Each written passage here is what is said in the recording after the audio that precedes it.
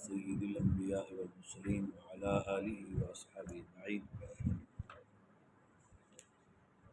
اللہ رب العزت کا شکر ہے جس نے ہم سب کو تعلیم قرآن کے لیے خوبصورت لمحات عطا فرمائے، مقدس مہینہ عطا فرمایا۔ اللہ تعالی ہم سب کو اس کی کامل برکات اور اس کی معیت و محبت تا حیات نصیب فرمائے۔ آج جو ہے آیت نمبر 196 میں حج اور عمرے کا بیان ہے۔ تھوڑا سا ہم نے اس کے بارے میں سن لینا ہے، پھر آیت کا ترجمہ کریں گے۔ حج جو ہے یہ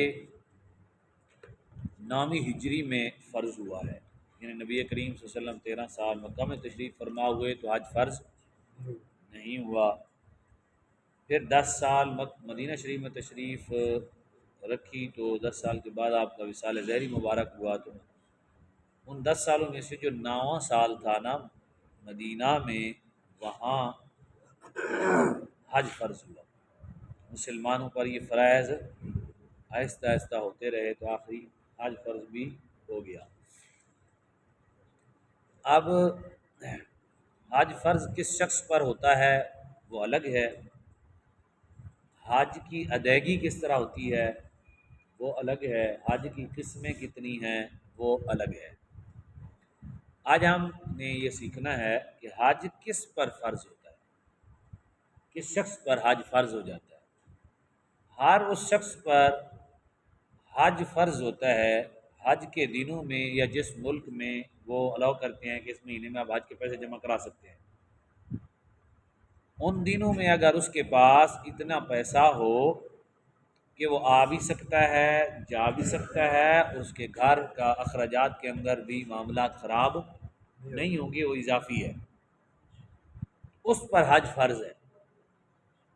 اسی طرح اگر کسی شخص نے اپنی دکان ڈالی ہوئی ہے، وہ دکان کے جو اس کا مٹیریل مال پڑا ہوا ہے وہ اس سے حج کے پیسے نکالتا ہے تو حج کر سکتا ہے، اس کے کاروبار میں فرق نہیں پڑتا۔ یعنی اس کا کاروبار فرق کا مطلب یہ ہے کہ اس کے جو گھر کے اخراجات ہیں، اس کے اخراجات ہیں، وہ سرکت سے چلتے رہیں گے اگرچہ وہ حج کے پیسے نکال لیں، تب بھی اس تاجر پر بھی حج فرض ہے، وہ بھی حج ادا کرے گا۔ اپنا حساب لگا کے اندازہ لگا کہ میرے پاس اتنا میرے پاس یعنی مال ہے، اور اگر میں اس کو 50 لاکھ کا ہے، میں اگر اس کو 40 لاکھ کا کر دیتا ہوں تو میرا سر کا چلتا رہے گا۔ تاجر ہے، سمجھدار ہے، اس کو سمجھ ہے کہ میں ادھر سے اٹھا کے ایسے کروں گا ایسے کروں گا، کوئی مسئلہ نہیں ہے، اور 10-12 لاکھ میرا حج ہو سکتا ہے، تو لہٰذا وہ شخص حج کرے گا، اس پر حج فرض ہے۔ اسی طرح کسی شخص نے اپنی بیٹی کے لیے بیٹی کی شادی کے لیے پیسے جمع کیے ہوئے ہیں، حج کے وہ دن آ گئے ہیں، تو اس کو بھی اگر اسے خدشہ نہیں ہے گناہ کا یا کسی مسائل کا تو وہ حج کرے گا۔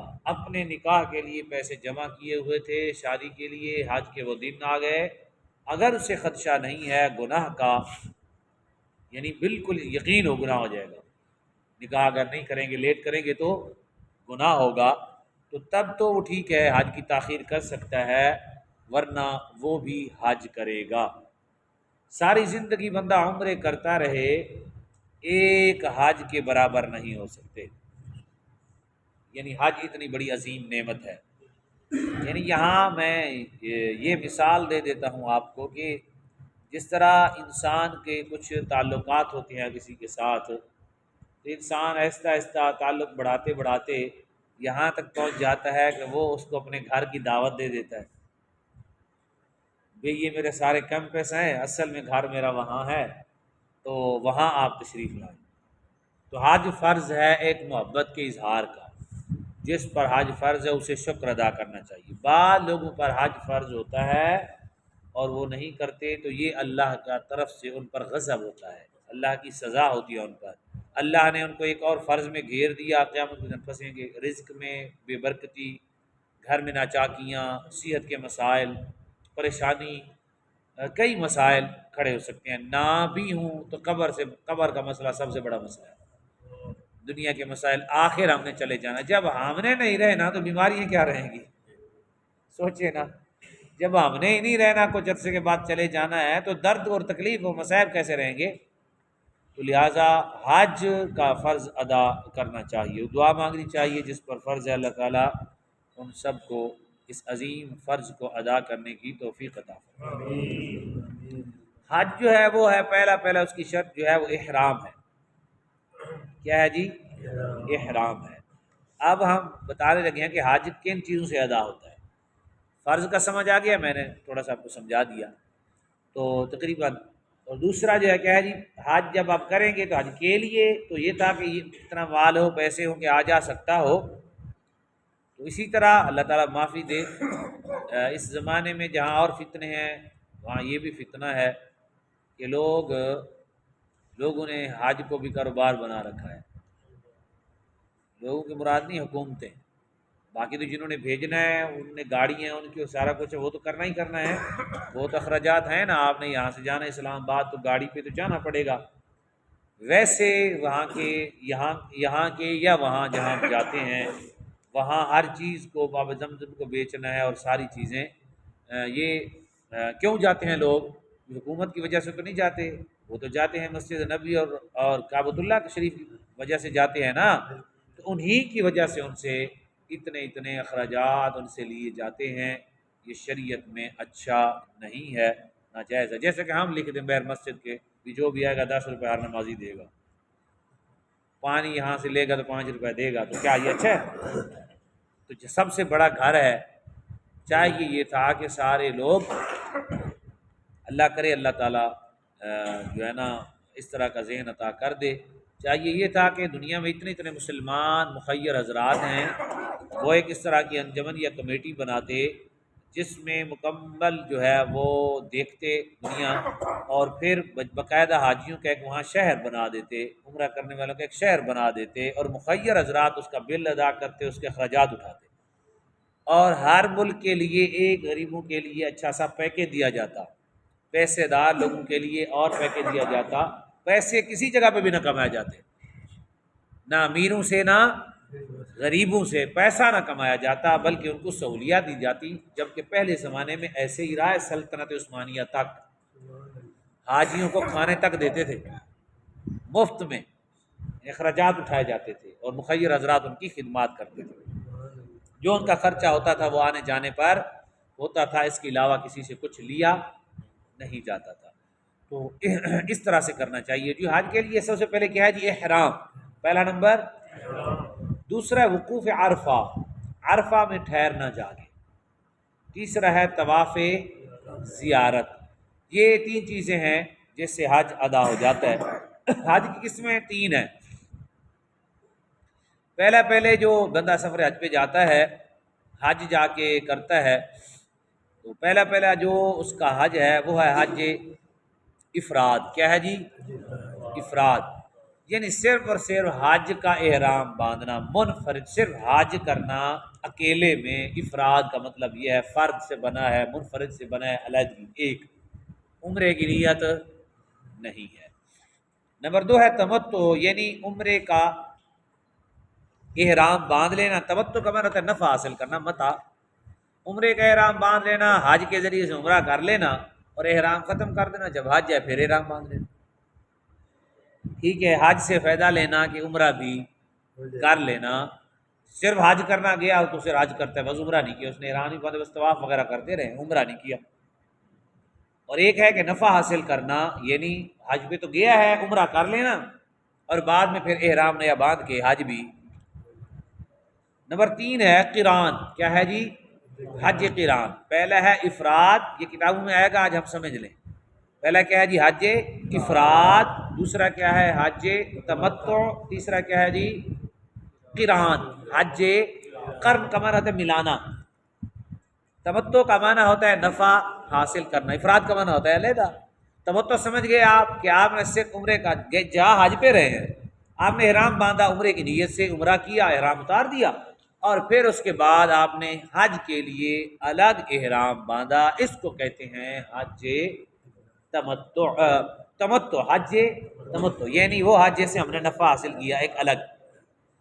قران کا مطلب یہ ہے کہ آپ نے حج کرنے گئے، کوئی بہت بڑا عاشق ہے، کیا بات ہے، اور افضل بھی یہی ہے، سب سے افضل حج یہ ہے حج قران۔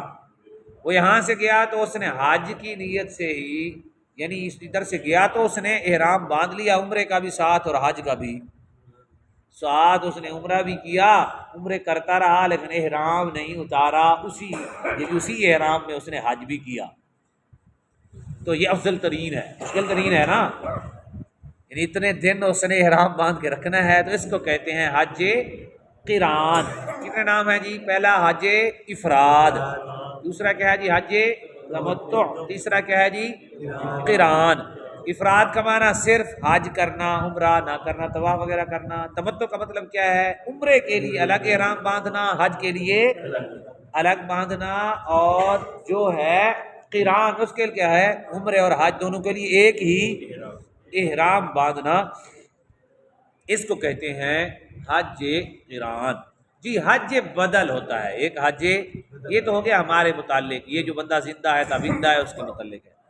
حج بدل یہ ہوتا ہے ایک آدمی اتنا ضعیف ہو گیا ہے کہ وہ جا ہی نہیں سکتا، کیا جا ہی نہیں سکتا، اتنا معذور ہو گیا، اس کی طرف سے اس نے کسی کو حج کرا دیا تو یہ بھی ٹھیک ہے، اس کو حج بدل کہتے ہیں۔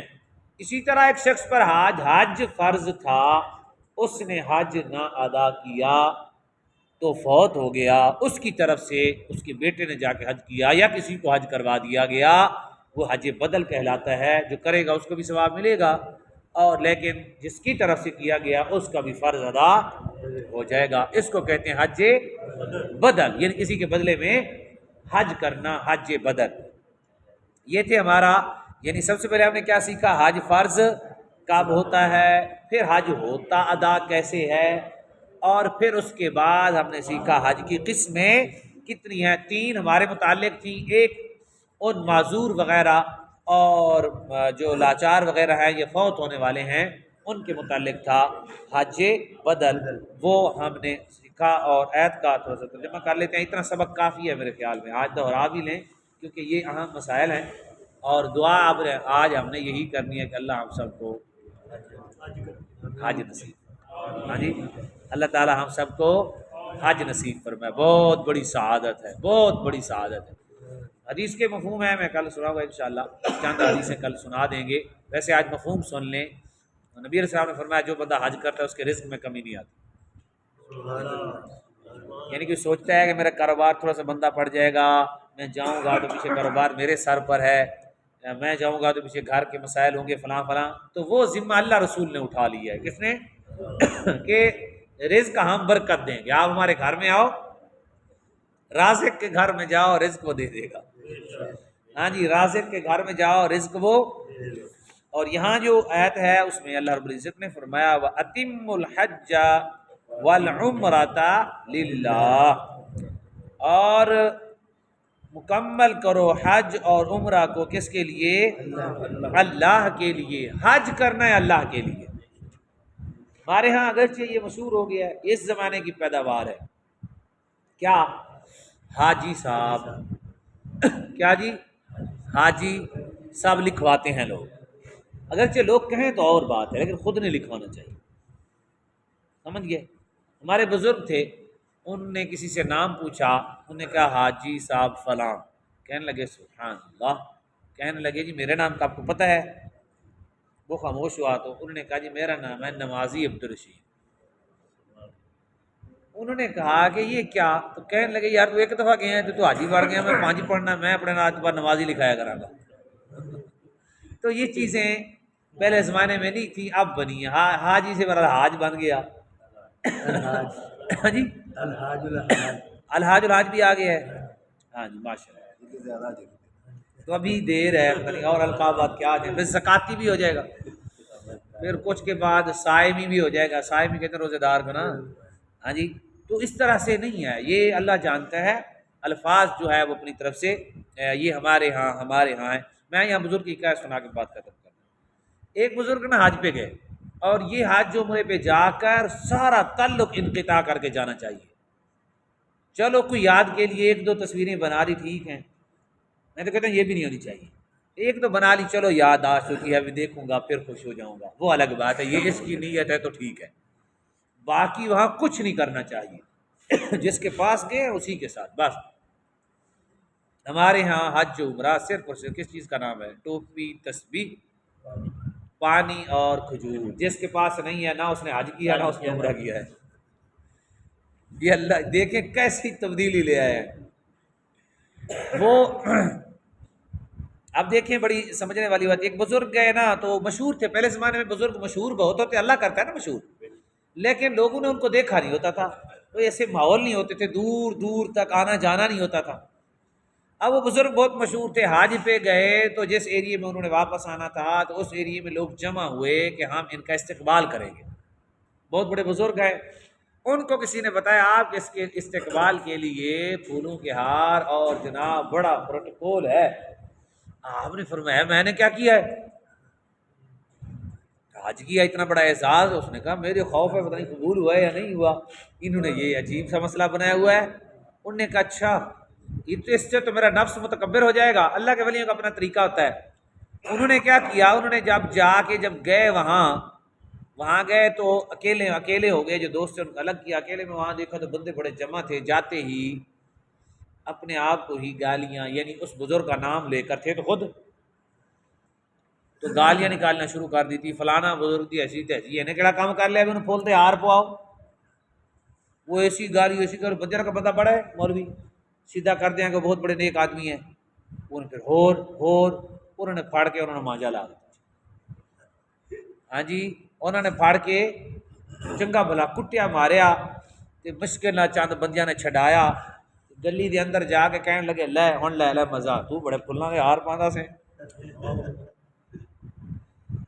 تیرا یہی علاج تھا۔ تو اللہ کے نیک بندوں کی الگ الگ ادائیں ہیں، ان کے الگ الگ طرز زندگی۔ حج عمرے پہ مانگنا کیا چاہیے، ہر بندے کا اپنا انداز ہے، یہ میں نہیں کہتا، میں حرف آخر کہہ رہا ہوں، میں کہتا ہوں جب رسول اللہ کی بارگاہ میں جائیں تو رسول اللہ کو ہی مانگیں، وہی رسول اللہ مل گئے تو کیا اور بچ جائے گا۔ اللہ کی بارگاہ میں جائیں تو اللہ ہی مانگے، کہتے ہیں نا کعبے کو دیکھتے پہلے ہی دعا مانگو تو قبول ہوتی ہے، اللہ مانگو، یا اللہ تو میرا ہو جائے، بس جو رب آپ کا ہو گیا رہ کیا گیا یار، بس حضور کا روزہ دیکھے تو بس دیکھتے ہی پہلی نظر میں یہی کہیں کہ یا رسول اللہ بڑی ہوگی آپ کی دوری، بس میں آپ کی ذات چاہتا ہوں، آپ مجھے بس یہ دو چیزیں مانگنی ہے، باقی ساری ہی چاہے مانگتے رہیں جو مرضی مانگتے رہیں، وہ سب کچھ مل جائے گا، جس کو اللہ رسول مل گئے اس کا کیا رہ گیا یار۔ تو اس لیے ٹھیک ہے، بیمار جاتے ہیں اپنی مرضوں کی دعائیں مانگتے ہیں، بے روزگار جاتے ہیں روزگار کی مانگتے ہیں، منع نہیں ہے، میں نہیں کہہ رہا منع ہے، میں ویسے کہہ رہا ہوں کہ وہاں جا کے یہ چیزیں مانگنی چاہیے، اللہ سے اللہ کو مانگیں، رسول اللہ سے رسول اللہ کو مانگیں، تو یہ ہے حج عمرہ، اور بڑی برکت والا، اور خوف میں رہیں۔ حج عمرے کا مقصد کیا ہے، اس جملے پہ اختتام کریں، حج عمرے کا مقصد ہے وہاں جا کے اپنے نبی کی محنتوں کو یاد کریں۔ آج جو آپ کعبے میں طواف کر رہے ہیں، کل رسول اللہ کو طواف سے روکا گیا، کیا کیا ہوا، اس شہر کو آباد کرنے کے لیے کتنی قربانیاں درکار تھیں، اس مدینے کی حفاظت کے لیے کیسے خندقیں کھودی گئیں، اور کس کس نے کیا کیا قربانیاں دی، اس کا مطالعہ کر کے جانا چاہیے۔ سیرت کی کتاب کوئی جائے دوست پوچھ لے، میں بتا دیا کروں گا، سیرت کی کتاب پڑھ کے جائے، وہ سب کچھ پڑھ کے جا کے پھر وہاں جا کے جو کچھ رسول اللہ نے وہاں صحابہ کو دیا تھا وہی جھولی پھیلا کے مانگنا چاہیے، یا اللہ جو تو نے یہاں صدیق اکبر کو دیا، یہاں تو نے فاروق اعظم کو دیا، یا اللہ یہاں تو نے اپنے مصطفیٰ کے صحابہ کو دیا، اور پھر حضور کی بارگاہ میں جائیں کہ یا رسول اللہ آپ نے یہاں مدینے والوں کو بڑا بانٹا ہے، کتنے وہ پاک تھے، کتنے طاہر تھے، میں بھی آیا ہوا ہوں جھولی پھیلا کے، مجھے بھی یہی مل جائے۔ تو وہ جو رسول اللہ صلی اللہ علیہ وسلم کے وہ لینے جانا ہے، یعنی رسول اللہ کو مانگنا ہے اور رسول اللہ کی تعلیمات کو مانگنا ہے، اللہ کو مانگنا ہے اور اللہ نے جو کچھ بانٹا ہے وہ مانگنا ہے، اس لیے حج کا مقصد یہ ہے۔ جی